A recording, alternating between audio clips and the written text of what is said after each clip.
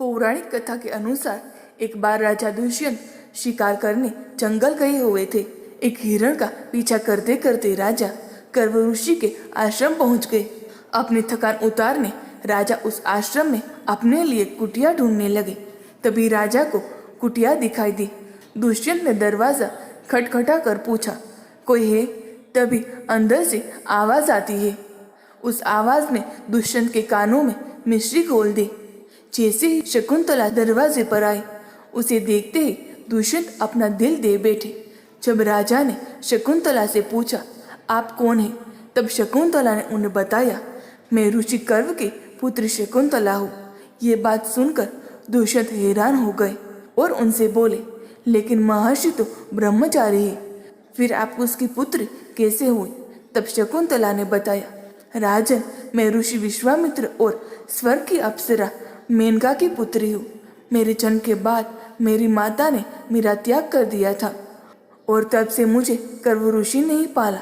शकुंतला की सारी सच्चाई जानकर दुष्यंत ने कहा, देवी, मैं आपसे विवाह करना चाहता हूँ।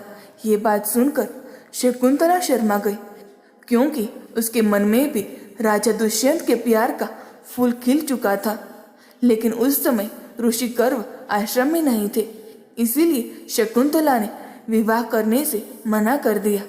तब दुष्यंत ने उन्हें समझाया, देवी, आप जन्म से एक क्षत्रिय कन्या है और क्षत्रिय कन्या अपने मन से किसी से भी विवाह कर सकती है। राजा की बात मानकर शकुंतला विवाह के लिए तैयार हो गई और दोनों ने गंधर्व विवाह कर लिया। विवाह के बाद दुष्यंत और शकुंतला उसी आश्रम में रहने लगे। दोनों एक दूसरे के प्यार में खो गए, अपना समय हंसी खुशी से बिता रहे थे। कुछ समय बीतने के बाद राजा दुष्यंत ने शकुंतला से कहा, प्रिय, अब मुझे हस्तिनापुर वापस जाना होगा। मैं वहाँ की जिम्मेदारियों को इस तरह नहीं छोड़ सकता। लेकिन जैसे ही ऋषि कण्व तीर्थ से वापस आते हैं, मैं उनसे मिलकर तुम्हें यहाँ से ले जाऊंगा। तब तक निशानी के तौर पर तुम ये अंगूठी रख लो और इसे हमेशा अपने पास रखना। इसके बाद राजा हस्तिनापुर लौट गए। राजा के जाने के बाद शकुंतला को पता चला कि वह माँ बनने वाली है और ये जानकर वह बहुत खुश हुई। एक दिन शकुंतला दुष्यंत के ख्यालों में खोई थी। तभी उसके आश्रम में ऋषि दुर्वासा आए। जब बार बार नाम लेने पर भी शकुंतला ने उनकी आवाज नहीं सुनी तो ऋषि दुर्वासा ने उसे ये श्राप दे दिया कि जिसके ख्यालों में खोए होने के कारण तुमने मेरा अपमान किया है, वह व्यक्ति तुझे भूल जाएगा। इसके बाद शकुंतला उनसे माफी मांगने लगे। शकुंतला की हालत देखकर दुर्वासा ऋषि को दया आ गई और उन्होंने उससे कहा, पुत्री, मैं श्राप तो वापस नहीं ले सकता हूँ, लेकिन हाँ, जब वो व्यक्ति कोई निशानी देखेगा तो उसकी याददाश्त वापस आ जाएगी।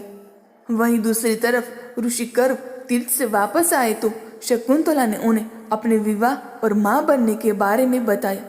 सारी बात जानकर ऋषि कण्व बहुत खुश हो गए और उन्होंने अपने 4 शिष्यों और दासी प्रियंवदा के साथ शकुंतला को हस्तिनापुर के लिए विदा कर दिया।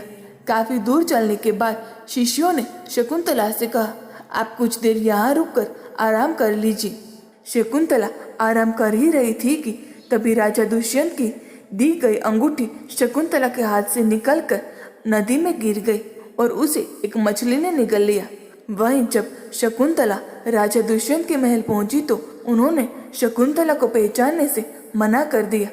रोती बिखरती शकुंतला बार बार ये कहती रही कि वो राजा दुष्यंत की पत्नी है, लेकिन राजा ने ये कहकर मना कर दिया कि मैं नहीं जानता ये स्त्री कौन है।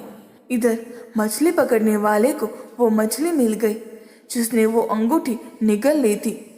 जब उसने मछली को काटा तो उसे वो अंगूठी दिखी।